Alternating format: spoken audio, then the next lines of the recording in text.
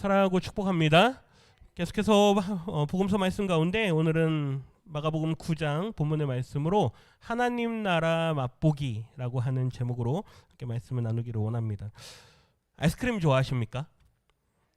네, 겨울에는 아이스크림이죠. 저희 아이들이 좋아하는 아이스크림 브랜드가 있습니다. 31가지 맛이 있는. 다 아시죠? 네. 그곳에 가면 맛이 종류가 31가지가 있습니다. 그래서 뭘 먹어야 될까? 막 고민이 됩니다. 근데 그때 할 수 있는 가장 좋은 방법이 하나 있습니다. 뭘까요? 맛보기입니다. 요즘은요 세상이 좋아져가지고 맛보기 되나요? 그러면 조그만 숟가락 가지고 이렇게 떠서 맛을 볼 수 있게 해줍니다. 한번 가보십시오. 30일이라고 써있는 아이스크림 가게입니다. 저희 아이들이 가가지고 맛을 다 봅니다. 그러면 그 맛을 보면 직접 돈 내고 아직 사 먹지는 않아도 어떻게 할 수 있을까요? 아, 이런 맛이구나. 아, 이런 맛이구나. 이렇게 깨달을 수가 있겠죠. 오늘 하나님께서 이 예수님을 통하여서 특별히 제자들 중에 베드로와 야고보와 요한을 부르셔서 하나님 나라를 맛보게 하시는 아주 독특한 본문이 오늘 우리가 읽은 본문 말씀입니다. 조금 신학적으로 많은 토론이 있었던 그런 본문이고 여러 가지 어려운 본문이다라고 이야기를 하지만 오늘 우리는 하나님 나라에 대한 맛보기의 차원에서 하나님의 나라는 이런 곳이구나 라고 하는 간접적인 경험을 함께 체험할 수 있을 것 같습니다.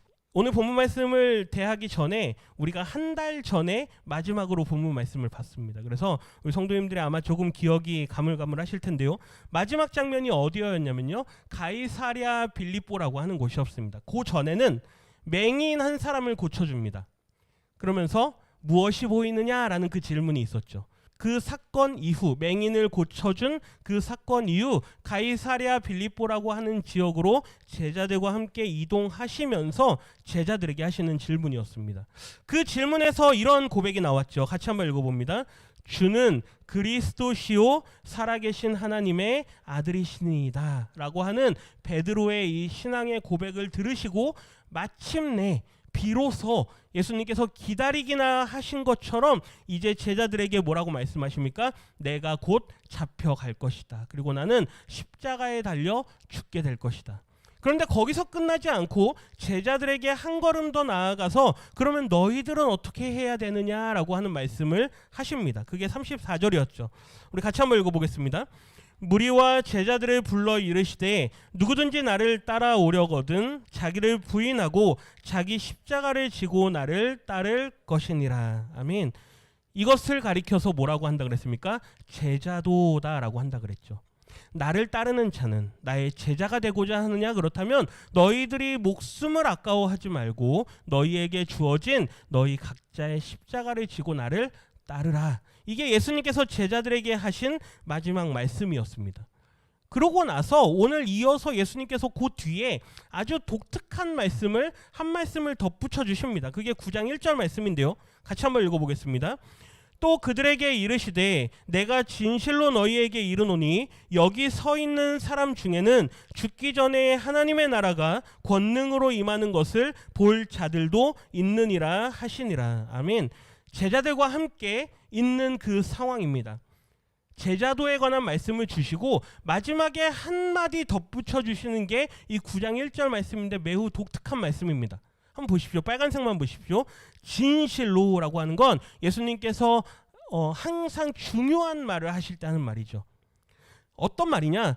여기 서 있는 사람 중에는 입니다. 여기 서 있는 사람들이 누구였을까요? 제자들이죠. 너희 제자들 가운데에는 너희들이 죽기 전에 하나님의 나라가 권능으로 임하는 것을 볼 자들도 있을 것이다.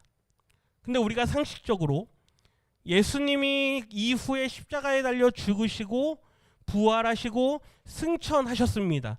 그리고 다시 오실 거라고 약속을 하셨죠. 그러면 이제 우리의 생각에는 이미 제자들도 다 죽었고 2000년 전에 이미 제자들은 다 죽었습니다. 그런데 아직 하나님의 나라가 이 땅 가운데 권능으로 임했습니까? 안 했습니까? 아직 하지 않았습니다. 그래서 예수님께서 거짓말한 게 아닌가. 제자들 중에 살아서 예수님의 다시 오심이나 혹은 하나님의 나라가 권능으로 임하는 것을 본 제자들이 단 한 사람도 없습니다.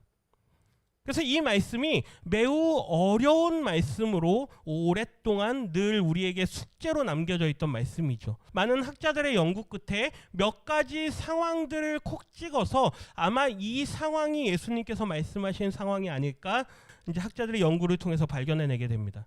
첫 번째가 언제냐면 예수님께서 부활하실 때 땅이 진동하고 휘장이 갈라지고 하늘에서 천둥 같은 소리가 나고 뭐 이런 모든 상황들이 예수님께서 죽음에서 사망의 권세를 이기시고 하나님의 나라의 그 권능을 나타내신 게 아닌가라고 하는 학자들도 있습니다.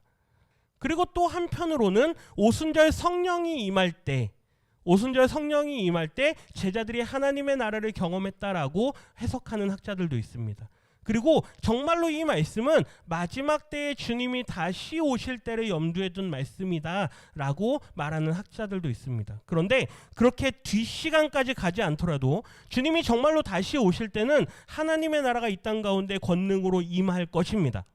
우리는 그걸 기다리는 사람들이죠. 예수를 기다리는 사람들. 계속 그 말씀 우리가 나눴지 않습니까? 그런데 가장 가까운 사건에서 과연 예수님께서 특별히 제자들을 염두에 두시면서 그 하나님의 나라를 말씀하시고 보여주신 장면이 어딜까라고 할 때 가장 가까운 본문 말씀이 요 마가복음 9장에 나타나는 말씀입니다. 너희들 중에 살아서 죽기 전에 하나님의 나라를 볼 자들도 있을 것이다 라고 말했는데 과연 제자들 중에 하나님의 나라가 권능으로 임하는 것을 본 제자가 있는가? 앞서 제가 말씀드렸던 그 질문이죠. 그런데 오늘 9장에 보면 몇 가지 힌트들을 찾아볼 수가 있습니다. 우리 9장 2절 상반절 말씀 같이 한번 읽어보겠습니다. 엿새 후에 예수께서 베드로와 야고보와 요한을 데리시고 따로 높은 산에 올라가셨더니 이어지는 사건입니다. 가이사랴 빌립보에서의 제자들의 신앙 고백과 예수님께서 기다리시다가 이제 십자가에 달려 죽으실 것과 제자들에게 제자도의 말씀을 주시고 앞서 읽었던 1절 말씀 있은 후에 약 한 엿새 후에 아주 가까운 사건이죠. 예수님께서 12제자 중에 베드로와 야고보와 요한 세 사람을 데리시고 어디로 갑니까? 높은 산으로 올라갑니다. 성경에서 산을 이야기할 때는 우리가 주목해서 봐야 됩니다. 왜 그러냐면 구약의 어느 한 산과 계속해서 이렇게 겹쳐서 우리에게 보여주기 때문이죠. 하나님의 임재가 있던 산, 하나님의 영광이 임했던 그 산을 가르쳐주는 것으로 머릿속에 염두에 두고 말씀을 읽어야 됩니다. 이제 우리는 예수님의 변형되는 모습을 보게 될 건데요. 예수님의 신적인 모습을 우리는 보게 됩니다. 2절 하반절 말씀 같이 한번 읽어봅니다. 그들 앞에서 변형되사. 예수님의 모습이 산에 올라갔는데 갑자기 어떻게 됩니까? 변형됩니다. 그래서 변했다 그러니까 갑자기 팔이 하나가 더 생기고 뭐 그런 변형이 아니겠죠. 뭐 키가 커지고 거인이 되거나 그런 변형은 아닐 겁니다. 말씀에서는 이렇게 말하죠. 3절 같이 읽어보겠습니다. 그 옷이 광채가 나며 세상에서 빨래하는 자가 그렇게 희게 할 수 없을 만큼 매우 희어졌더라. 예수님의 외형의 변화를 이야기하는데 그분이 입으신 옷이 어떻게 됩니까? 광채가 납니다. 하나님의 영광이 임했을 때 나타나는 그 밝은 빛이 예수님의 옷에서 나는데 빨래하는 자가 그렇게 희게 할 수 없을 만큼 2000년 전에 했던 그 빨래의 그 능력이 얼마나 좋았는지 모르겠지만 요즘에 개발되는 아주 좋은 세탁기들로도 아마 그렇게 희게는 할 수 없었겠죠. 매우 희어졌습니다. 근데 마태복음에서는 같은 사건을 기록하는데 이렇게 기록합니다. 같이 읽습니다. 그들 앞에서 변형되사 그 얼굴이 해같이 빛나며 옷이 빛과 같이 희어졌더라. 앞서 마가복음에서는 옷이 광채가 나고 희어졌다 그랬는데 마태복음에서는 어떻습니까? 얼굴이 해같이 빛났다. 예수님의 변형되는 모습을 더 보여주고 있죠. 두 번째 한 가지 더 보게 되는데요. 천상의 인물들을 우리가 보게 됩니다. 4절 말씀 같이 읽어보겠습니다. 이에 엘리야가 모세와 함께 그들에게 나타나 예수와 더불어 말하거늘. 첫 번째 예수님의 모습이 변형되는데 신적인 모습으로 변화가 됩니다. 그리고 두 번째 천상의 인물들이 나타나죠. 누구입니까? 엘리야와 모세. 이 엘리야와 모세가 예수님과 함께 이야기를 나누는데 마가복음에서는 어떤 이야기를 나누는지 이야기하지 않는데 누가복음에서는 그걸 기록합니다. 같이 읽어보겠습니다. 영광 중에 나타나서 장차 예수께서 예루살렘에서 별세하실 것을 말할세. 모세와 엘리야와 예수님이 서로 대화를 나누는데 어떤 이야기를 합니까?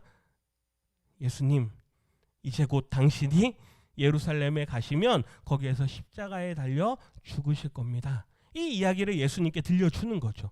그럼 예수님이 뭐라 그럴까요? 나도 알고 있습니다. 그러셨겠죠. 뭐 그런 대화를 하는 겁니다.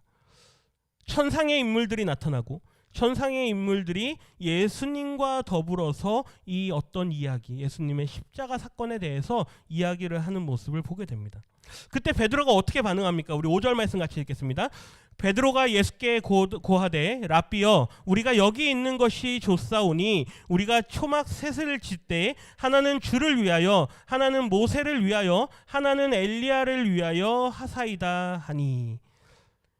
베드로가 갑자기 그 상황 가운데 예수님에게 말씀합니다. 우리가 여기 있는 게 어떻습니까? 좋습니다. 왜요? 뭘 경험하고 있으니까? 여기가 천국인가? 그렇죠? 모세를 보고 엘리야를 보고 예수님의 변화된 모습을 보는 걸 너무나도 좋은 거죠. 마치 꿈속에 있는 것처럼. 내가 기다리던, 베드로도 유대인입니다.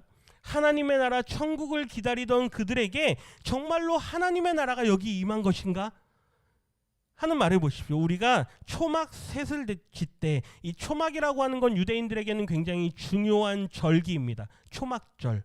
초막절은 스가랴 14장에 나중에 한번 보십시오. 스가랴 14장에 보면 16절부터 19절까지 말씀에 마지막 때에 하나님의 나라가 임할 때, 종말의 때에 모든 이방인들이 예루살렘으로 오는데, 오면서 하나님께 영광 돌리는데 그때 무슨 절기를 지키느냐? 초막절 절기를 지킨다라고 예언합니다.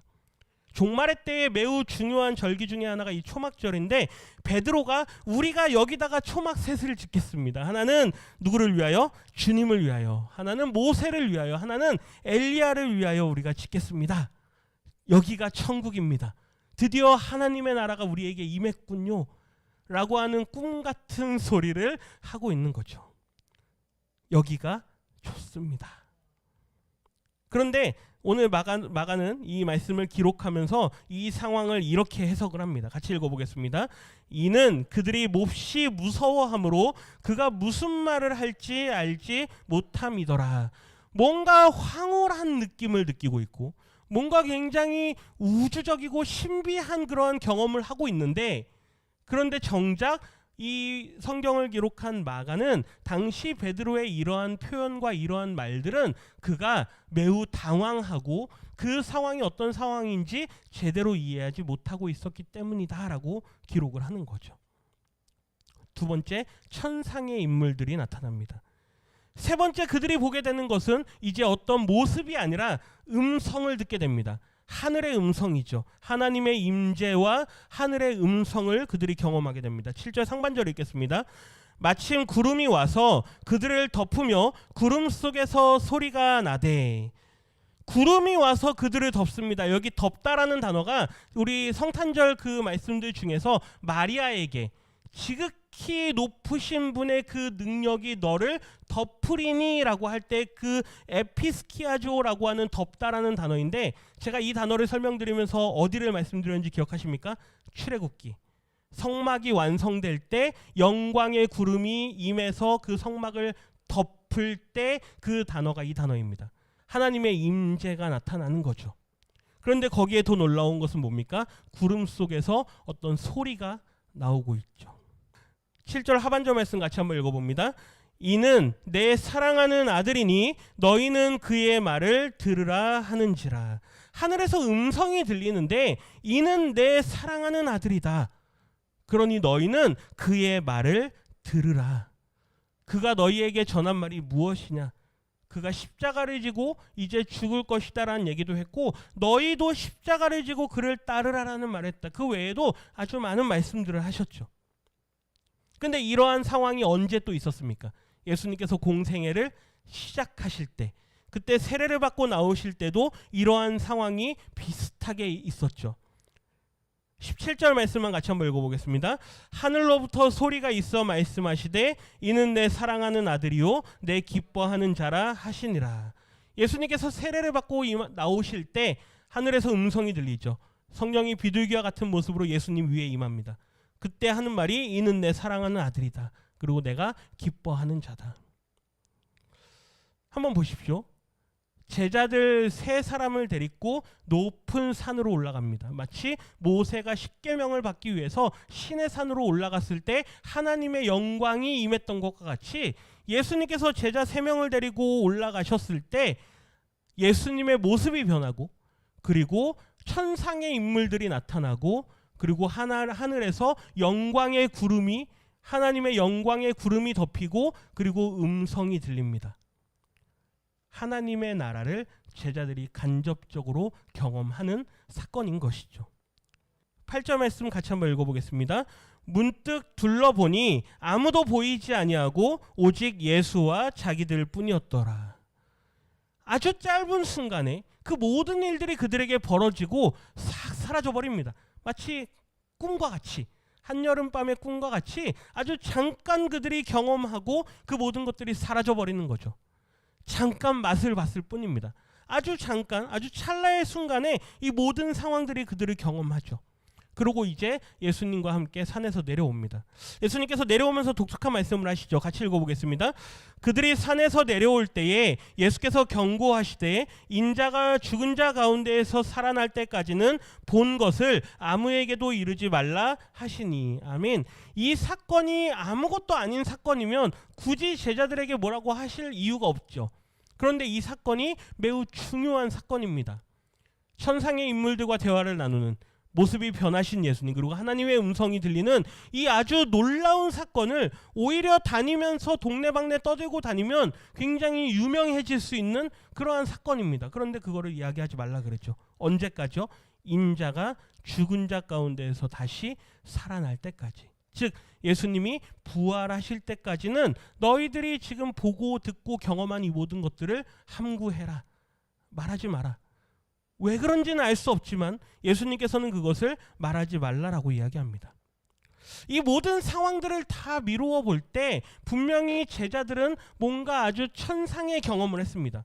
매우 독특한, 일반 사람들은 경험할 수 없었던, 12제자들 가운데 나머지 사람들은 경험할 수 없었던 아주 독특한 경험을 했죠. 그런데 이 제자들은 여전히 이러한 상황들을 경험하고도 마음속이 여전히 미련한 생각들만 들 뿐입니다. 이어지는 10절 말씀 마저 계속 보겠습니다. 같이 읽습니다. 그들이 이 말씀을 마음에 두며 서로 문의하되 죽은 자 가운데에서 살아나는 것이 무엇일까 하고. 예수님의 천상에 변화되는 그런 어떤 모습을 직접 보고 음성도 듣고 경험도 했는데 이제 내가 곧 죽은 자 가운데 살아날 것이다 라고 하는 그 말씀을 하시고 그때까지 이 모든 것들을 말하지 말라라고 말씀하시는데 제자들은 어떻습니까? 도대체 뭔 소리지?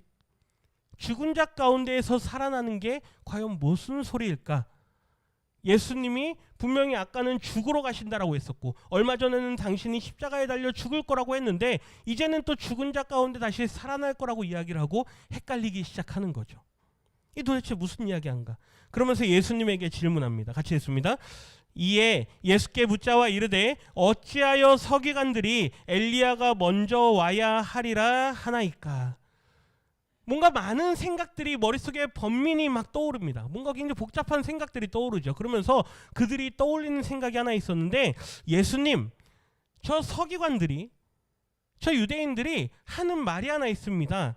마지막 때가 되면 반드시 누가 올 겁니다? 엘리야가 올 겁니다 라고 하는 그 말라기서의 말씀들을 인용을 하면서 엘리야가 올 거다라는 이야기를 합니다. 그런데 주님이 지금 말씀하시는 거는 그리고 앞서 우리에게 하셨던 말씀들을 들어보면 마지막 때에 하나님의 나라가 임할 거란 이야기도 하시고 그리고 또 주님이 십자가에 달려 죽으시고 부활하실 거란 얘기도 하시고 뭐가 뭔지 모르겠습니다. 앞뒤가 맞지 않고 뭔가 도통 이해하기가 어렵습니다. 이런 조로 말을 하는 거죠. 이 모든 상황들이 해석이 되지 않는 겁니다.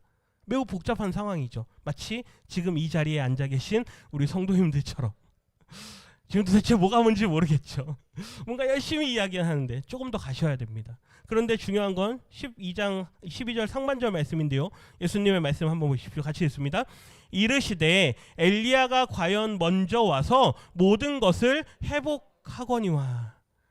분명히 말라기서에 예언된 대로 엘리야가 먼저 올 것이다. 그리고 그가 주의 길을 예비하는 자로서 이스라엘의 잃어버린 백성들의 마음을 하나님께로 돌이키는 일을 할 것이다. 회복할 것이다. 그런데 그 뒤에 이어지는 말씀이 또 이런 말을 하시죠. 같이 읽습니다. 어찌 인자에 대하여 기록하기를 많은 고난을 받고 멸시를 당하리라 하였느냐. 분명히 마지막 때가 되면 엘리야를 먼저 보내고 그가 모든 것을 회복할 거라고 기록한 것이 맞다. 그런데 너희들은 왜 다른 말씀은 기억하지 못하느냐? 뭡니까? 많은 고난을 받고 멸시를 당할 메시아가 올까라는 걸 왜 너희들은 기억하지 못하느냐? 이게 어디에 있는 말씀일까요? 이사야서 53장의 말씀입니다. 우리가 언제 많이 읽는 말씀입니까? 고난절 때, 고난주간 때 얼마나 많이 묵상하는 말씀입니까? 우리 같이 한번 읽어봅니다. 그는 실로 우리의 질고를 지고 우리의 슬픔을 당하였거늘 우리는 생각하기를 그는 징벌을 받아 하나님께 맞으며 고난을 당한다 하였노라. 이 이사야서 53장은 메시아는 메시아인데 고난받는 메시아, 고난받는 하나님의 종으로서의 메시아에 관한 예언의 말씀입니다. 너희들은 왜 엘리야가 올 거라는 그 말씀만 자꾸 기억을 하느냐? 반드시 메시아가 오는데 그 메시아는 고난받는 종으로서 이 땅에 올 거라는 그 말씀을 너희들은 기억하지 못하느냐? 성경에 왜 이런 말씀이 있었겠느냐? 내가 메시아로서 이 땅 가운데 와서 십자가에 달려 고난을 받고 죽어야 된다라는 말을 왜 너희들은 기억하지 못하느냐라고 말씀하시는 거죠. 이해가 되십니까? 굉장히 중요한 말씀입니다. 당시 제자들뿐만 아니라 많은 유대인들이 생각하던 메시아는 뭐라 그랬죠? 왕, 정치적인 군사를 거느리고 오는 아주 큰 나라를 세우는 그런 왕으로서의 메시아를 기대하는데, 그래서 모든 것을 회복할 거라고 했는데 그러한 메시아가 아니란 얘기죠. 왜 성경에 인자가, 하나님의 아들이 왜 고난을 받을 거라고 이야기를 했느냐? 나 때문이 아니냐? 내가 와서 십자가를 지고 죽어야 되기 때문이 아니냐? 이러한 예언의 말씀들이 기록된 이유는 내가 와야 하기 때문이다라고 말씀하시는 거죠. 그러면서 그들이 궁금해하던 그 엘리야에 관한 그 말씀을 해석을 해주십니다. 13절 마저 읽습니다. 그러나 내가 너희에게 이르노니 엘리야가 왔으되 기록된 바와 같이 사람들이 함부로 대우하였느니라 하시니라. 아멘. 우리는 이미 성탄절 말씀들을 함께 묵상하면서 주의 길을 예비하기 위해서 예수님보다 앞서 와야만 했던 세례 요한에 관한 말씀을 함께 나눴습니다. 그는 누구와 같은 자라 그랬죠? 엘리야와 같은 자라 그랬죠. 엘리야의 심정으로 이 땅 가운데 와서 주의 길을 예비하고 이스라엘 백성들의 마음을 회복시키는 일을 하는 일이라 그랬습니다. 그 일을 정말로 엘리야가 왔다라고 말씀하시죠. 마가복음에서는 그가 누구인지에 대해서 직접적으로 언급하지는 않는데 마태복음에서는 그것을 이렇게 기록합니다. 같이 읽습니다. 그제서야 제자들이 예수께서 말씀하신 것이 세례 요한인 줄을 깨달으니라. 아멘. 예수님께서 엘리야가 정말로 왔다. 그런데 사람들이 그를 엘리야로 보지 못하고 함부로 대했다. 그리고 심지어 그를 잡아 죽이기까지 했다라는 그 말씀을 나중에 제자들이 깨닫습니다. 아, 그때 그 말씀이 누구였구나? 세례 요한이었구나. 그러면 그 이후에 예수님께서 정말로 메시아로서 이 땅에 오셨는데 말씀하셨던 고난을 받아야 하리라라고 하셨던 그 말씀은 정말로 예수님의 십자가를 이야기하는 거였구나 라고 하는 것을 제자들이 깨닫게 됩니다. 언제일까요? 오순절 성령 사건 이후에 성령께서 그 모든 것들을 깨닫게 하시는 거죠. 우리는 그들을 뭐라 그럽니까? 목격자들이다라고 이야기를 합니다. 예수님의 십자가와 부활을 직접 눈으로 본 사람들, 그걸 목격한 사람들, 그들의 증언이 어떤 내용입니까? 예수님의 모든 공생의 내용입니다. 그리고 예수님의 십자가 사건이고 예수님의 부활과 승천과 관련된 이 모든 말씀들이 우리에게까지 전해지기 위해서는 반드시 누가 있었어야만 했느냐? 목격자들이 있었어야만 했습니다.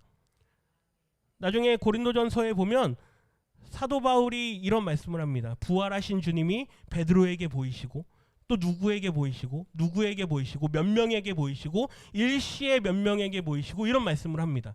그리고 그들이 전한 말씀이, 그들이 전한 복음이 예수님께서 우리에게 가르친 모든 말씀이고 하나님께서 우리에게 보여주신 말씀이다라고 하는 그 말을 하죠. 오늘 마찬가지로 이 마가복음 9장에 있었던 이 사건은 하나님께서 특별히 예수님의 제자들 중에 베드로와 야고보와 요한에게 그들이 살아있을 동안에 하나님의 나라를 아주 잠깐 동안 맛보게 해주신 아주 놀라운 사건이라는 것입니다. 그들이 직접 보고 경험한 이 하나님의 나라가 있었기에 우리에게 하나님의 나라에 관한 많은 말씀들이 전해져 올 수 있는 것이죠. 베드로 사도가 나중에 성경을 기록하면서 이렇게 기록하는데요. 우리 2절 말씀 같이 읽어봅니다. 우리 주 예수 그리스도의 능력과 강림하심을 너희에게 알게 한 것이 교묘히 만든 이야기를 따른 것이 아니오. 여기까지만 먼저 봅니다. 꾸며낸 이야기가 아니다. 내가 너희에게 전하고 다른 사도들이 너희에게 전하고 모든 너희에게 전한 복음의 말씀들이 꾸며낸 이야기가 아니다. 거짓말, 어떤 소설과 같은 이야기가 아니다. 같이 읽겠습니다. 우리는 그의 크신 위엄을 친히 본 자라. 여기서 크신 위엄이라고 하는 건 권능을 말합니다. 예수님의 모든 권세와 능력을 직접 본 자다. 베드로는 뭐까지 봤죠? 예수님의 변형된 모습까지 봤습니다. 예수님이 천상의 인물인 모세와 엘리야와 함께 서서 대화를 나누는 모습까지 봤죠. 뭐까지 들었습니까? 하늘의 음성까지 들었습니다. 보십시오. 예수님께서 세례를 받고 물에서 나오실 때도 동일하게 음성이 있었죠. 근데 그때는 누가 들었다 이런 기록이 없습니다. 그런데 아주 명확하게 이 3명의 제자들에게는 그 하나님의 음성이 아주 명확하게 들렸습니다. 우리는 그 모든 것들을 친히 본 자다. 우리는 목격자들이다 그 말이죠. 17절 읽겠습니다. 지극히 큰 영광 중에서 이러한 소리가 그에게 나기를 이는 내 사랑하는 아들이요 내 기뻐하는 자라 하실 때에 그가 하나님 아버지께 존귀와 영광을 받으셨느니라. 베드로는 내가 예수님의 변형된 모습 그리고 하나님의 음성을 들었다. 그는 하나님이 사랑하시는 자고 하나님의 아들이고 하나님이 기뻐하시는 자다라는 말씀을 들었다. 우리가 목격자다.